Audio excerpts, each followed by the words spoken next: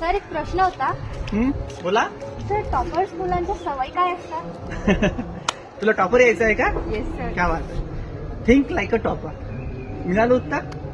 जर टॉपर बनायचं असेल तर आपण टॉपर्स मुलांसारखा विचार करायला पाहिजे. म्हणजे टॉपर मुलं अभ्यास कसा करतात, टॉपर मुलांच्या सवयी काय असतात, टॉपर मुलांची थिंकिंग काय असते, टॉपर मुलांचे मित्र काय असतात. आणि महत्वाची गोष्ट, टॉपर्स सोशल मीडिया खूप कमी वापरतात. इंस्टाग्राम असेल, व्हॉट्सअप असेल, फेसबुक असेल, युट्यूब असेल आणि टीव्ही असेल. टॉपर मुलं आईवडिलांचा सन्मान करतात, आईवडिलांचं खूप ऐकतात. टॉपर मुलं शिक्षकांचं खूप ऐकतात. टॉपर्स विद्यार्थी शाळेला बंक कधीच करत नाही. कोचिंगला असेल तर कोचिंगला पण बंक करत नाहीत. टॉपर्स विद्यार्थी एक पण टेस्टला गैरहजर राहत नाहीत. आणि 0 मार्क्स मिळेल तरी चालते, पण त्यांना मोटिवेशन खूप असते, कारण की आग खूप असते आतमध्ये.